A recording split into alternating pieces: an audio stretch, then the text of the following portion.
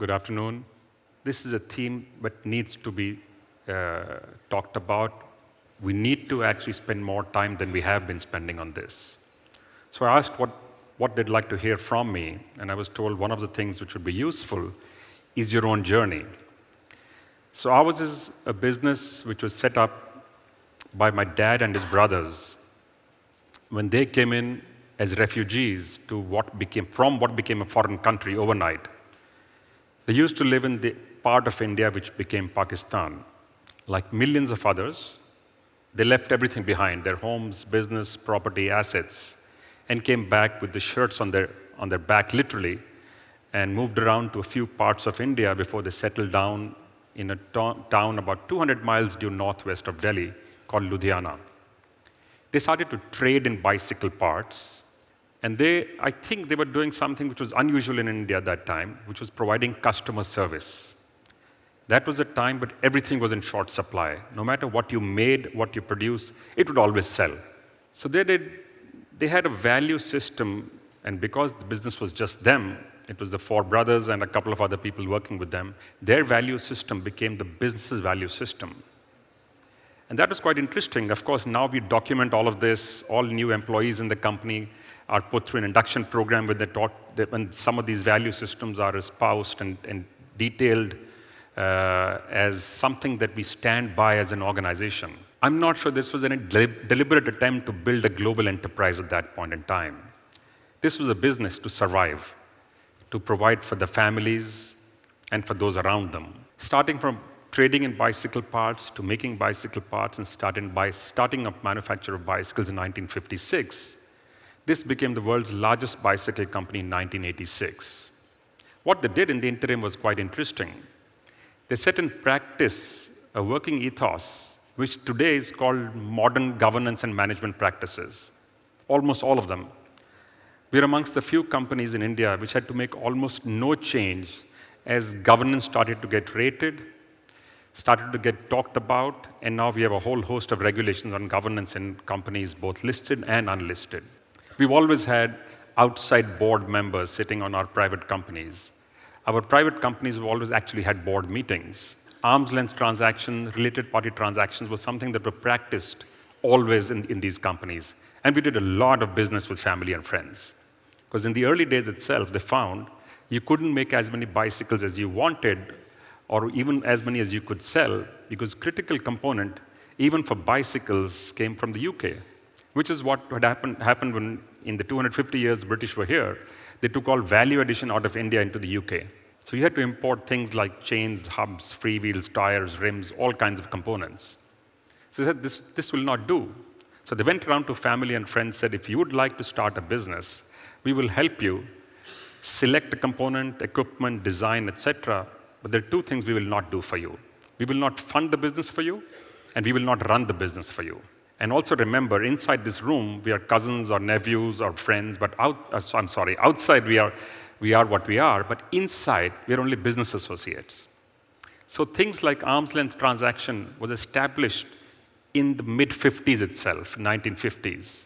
And that started also a system of supply chain, which later on, when we spoke with Honda for a partnership to make motorcycles and scooters in India, was appreciated as a system they had not seen in any other Indian company.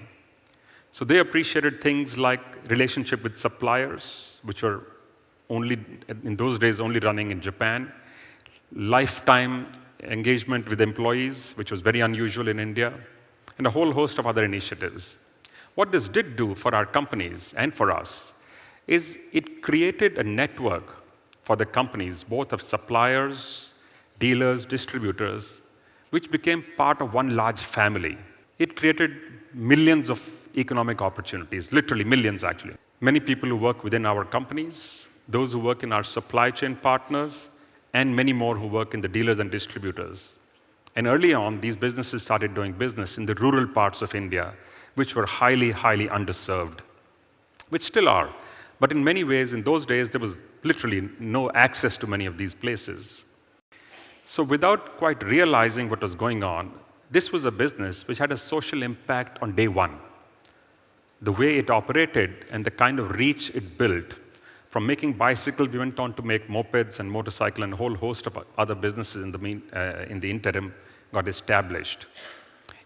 About 10 years ago, we restructured the business. At that point in time, we had 32 companies in all kinds of areas. We had services, we had manufacturing, we had distribution, and many of them were working with partners. Because that's the other thing we learned quite quickly, that people are our biggest asset. It's actually the only asset which is appreciating with time. Every other asset that we have, buildings, equipment, technology, machines, and by the way, we built some of the best buildings.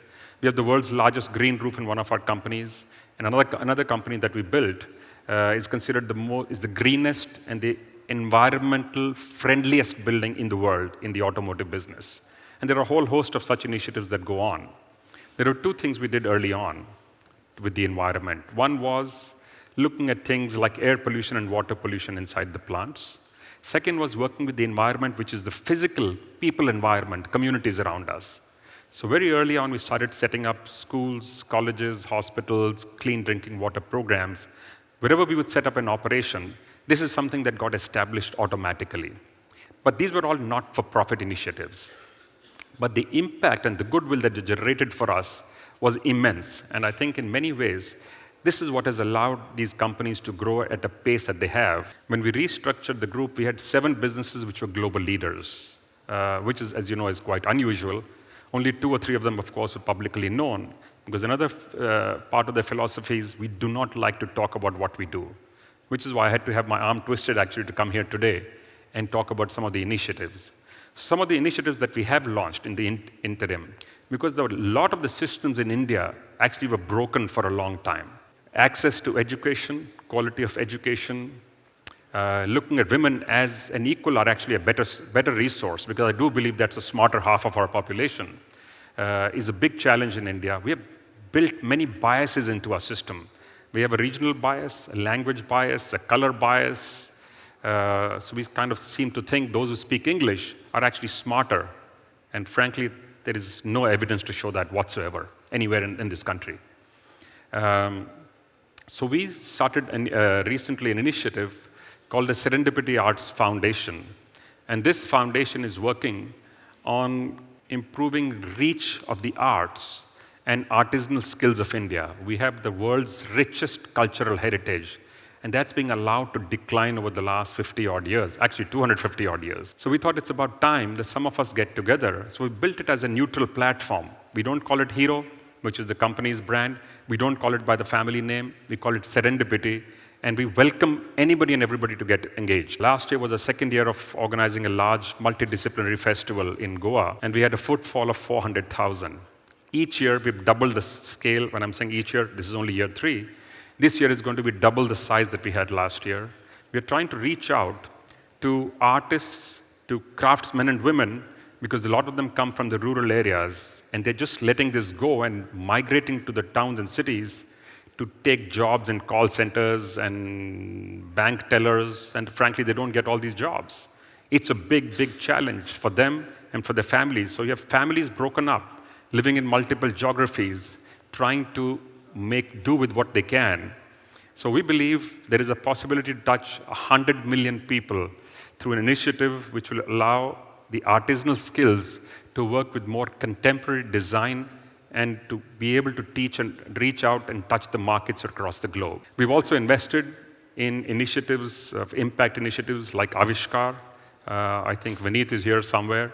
He runs an outstanding initiative which goes out and actually sets up businesses where it matters, exactly to the point that you were just making. These are businesses where people have put their lives on the line to help people in garbage management, in clean drinking water, in education, in adult literacy, in health care, reaching healthcare. Because India has 2 big challenges, the quality of both education and healthcare and the reach of these. So both of them require attention.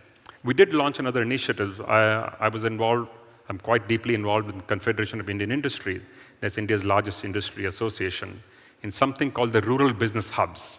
We brought large companies into the rural areas, and you said you work with the local people and the local skills, help them become either suppliers with you, help them make their products or services as good as the ones you use for yourselves, allow yourselves a little bit longer time to break even. Look at these as business, by the way. But allow the impact to remain where it counts, where it matters, and you become like a supporter, sponsor, and mentor to the organization.